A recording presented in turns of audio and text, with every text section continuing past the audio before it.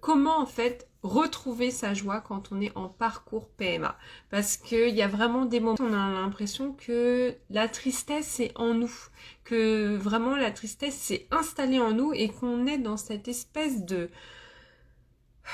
boue, on est englué en fait dans cette espèce de tristesse, de mal-être, et on a l'impression de ne jamais pouvoir en sortir en fait. On a l'impression que nos mouvements, nos pensées, que tout est terni par cette tristesse et qu'on se sent vraiment en fait las. C'est vraiment un sentiment intérieur qui est vraiment latent, qui est là tout le temps et qui est vraiment profondément enfoui en nous, et on a l'impression de plus avoir goût à rien, de plus avoir de joie, de plus se connecter ne serait-ce qu'au rire ou au plaisir de vivre, et ça peut être vraiment très pesant au bout d'un moment. Et donc c'est de ça que je voulais parler ce soir. C'est déjà comment ça se fait que cette énergie-là stagne autant. On est comme si on était un étang, et en fait il y a de la vase qui se dépose dans le fond, c'est vraiment notre tristesse, et en fait ça ne bouge pas, et ça nous colle, ça nous englue dans cette énergie, dans cette tristesse, dans ce manque d'envie. En fait c'est vraiment un manque d'envie, un manque d'allant, une difficulté à aller de l'avant, à se projeter et à ressentir. Si on part du principe qu'effectivement cette tristesse en fait c'est comme de la vase qu'il peut y avoir dans un étang par exemple, eh bien en fait cette énergie, pour s'en débarrasser, il faut la secouer. Il faut la bouger. C'est comme la vase au fond d'un vase, admettons qu'on a un vase, eh bien il faut faire couler de l'eau propre régulièrement, longtemps dedans, pour que ça finisse par partir. Et donc la tristesse, c'est un peu le même principe, c'est-à-dire que il va falloir apporter beaucoup d'énergie pour secouer, remuer la vase pour qu'enfin elle puisse partir, pour la décoller. Et c'est comme si on essayait de décoller notre tristesse. Et donc pour faire circuler l'énergie, eh bien quand je dis faut bouger l'énergie, et donc faut bouger son corps. C'est-à-dire danser, sauter, aller courir, aller marcher, chanter, et vraiment faire bouger cette énergie qui stagne en nous. Donc bien sûr, ça ne va pas marcher en le faisant juste une fois. C'est quelque chose qui est à répéter, puisqu'il faut du temps pour que cette énergie s'évacue. Et il faut du temps, mais il faut aussi de la régularité. C'est ce que je dis souvent. Et le fait de le faire régulièrement, ça va vraiment instaurer un nouveau système. Ça va permettre de se vider justement de cette énergie qui stagne et qui du coup est là à nous coller, en fait, nous engluer dans cette énergie de tristesse et de manque de joie. Et il faut d'abord nettoyer avant de pouvoir faire de la place. En fait, le but, c'est de faire de la place, d'enlever cette vase pour pouvoir mettre autre chose à la place. Et c'est bien ce phénomène-là qu'il est important auquel il faut procéder en fait. Donc ça, c'était le premier point, c'était faire circuler l'énergie et donc bouger son corps pour justement secouer cette énergie et pouvoir s'en libérer d'une part. Mais moi, je me rends souvent compte que quand je suis triste, en fait, j'ai tendance à apprendre ou à reprendre des anciennes mauvaises habitudes, du type grignotage, du type d'arrêter en fait de faire des choses qui nous font du bien. En fait, à un moment donné, on sait ce qui nous fait du bien et on sait ce qui ne nous en fait pas. Sauf que quand on est triste du coup, et qu'on commence à être englué dans cette énergie, eh bien en fait on n'a plus envie de ne serait-ce que faire des choses qui nous font du bien pourtant. Aller marcher, aller dans la nature, faire un soin ou aller discuter avec des gens qui nous font du bien, et bien même ça devient inintéressant. On a l'impression de même plus avoir la force de le faire, même plus l'envie en fait d'y aller. Et là c'est hyper important de prendre conscience qu'on est arrivé dans un cercle qui n'est pas vertueux du tout. Et là il est temps d'en sortir. C'est vraiment un signal fort qu'il est temps de sortir de ça.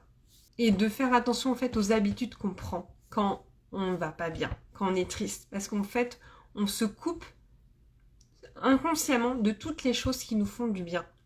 Et parfois, on a besoin d'un œil extérieur pour nous aider à mettre le doigt dessus et de dire ah tiens, là d'habitude tu fais des choses qui te font du bien, tu fais du sport, tu vas nager, tu vas faire un soin, tu vas marcher dans la nature, tu danses, tu chantes et là tu fais plus tout ça. Alors que ce sont des choses qui te mettent en joie naturellement, spontanément et en fait tu es tellement englué dans cette énergie basse de tristesse que du coup tu ne fais même plus spontanément ces choses qui pourtant te font du bien.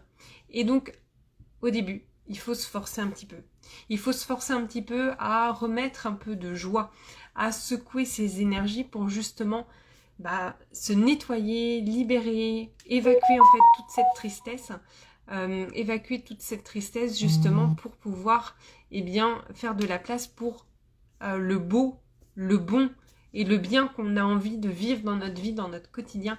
Et ça, on peut pas remplir en fait quelque chose qui est déjà plein. Ça déborde, ça ne fonctionne pas. Et donc c'est important de vider avant de pouvoir remplir de choses qui nous font vraiment du bien.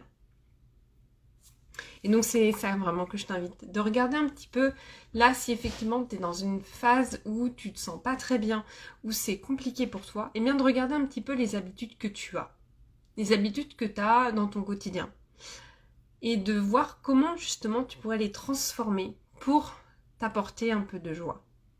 Déjà par exemple, d'office on va toutes se laver les dents, on va toutes faire notre toilette le matin, et le soir aussi, mais le matin, du coup, pourquoi pas mettre une musique, te créer une playlist, par exemple, faite de chansons qui forcément vont te donner la pêche.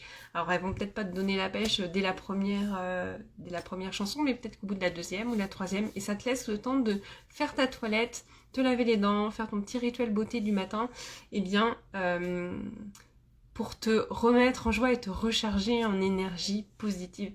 Et le fait de déclencher, en fait, de déclencher ça, de déclencher ta playlist au moment où tu vas dans la salle de bain, ça devient une habitude et ça devient un rituel. Et donc, c'est plus facile d'associer, en fait, des habitudes ensemble.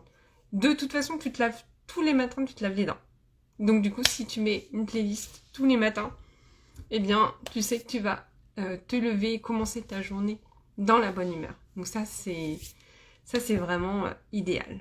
Et que c'est important aussi de choisir des choses qui, donc là j'ai donné des exemples, mais des choses qui te font plaisir à toi, parce qu'on fonctionne pas toutes de la même manière. Donc c'est vraiment à toi de prendre les outils et les conseils que je peux donner pour te trouver ceux qui te correspondent, ceux qui te font du bien, ceux que toi tu pourrais mettre dans ton quotidien. Donc si effectivement tu me dis bah oui mais en fait mon conjoint ou mon mari en fait il dort, je peux pas mettre la musique, à toi de trouver une habitude avec laquelle tu peux l'associer, ou de trouver autre chose, ou peut-être de mettre des écouteurs, ou de trouver en fait une solution, de pas rester bloqué sur ah bah oui mais moi je peux pas le faire en fait parce qu'il y a tel problème.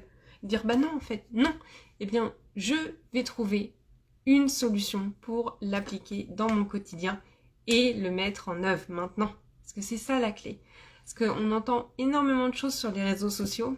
En réalité, eh bien il y a beaucoup d'informations qui sont distribuées, qui sont données de manière gratuite, avec bon cœur, mais des personnes, tu ne vas pas forcément voir quelle est l'importance et l'impact que ça peut avoir dans ton quotidien.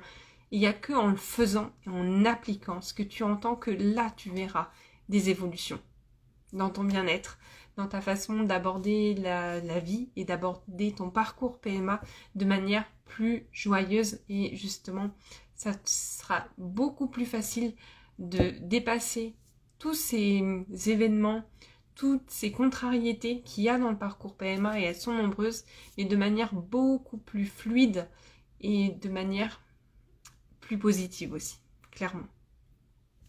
Donc je vais m'arrêter là pour ce soir. N'hésite pas à me dire du coup en commentaire s'il y a un thème ou une question que tu aimerais que j'aborde dans mes prochains lives. J'y répondrai avec grand plaisir, et je te souhaite une très belle soirée. Je te dis à bientôt.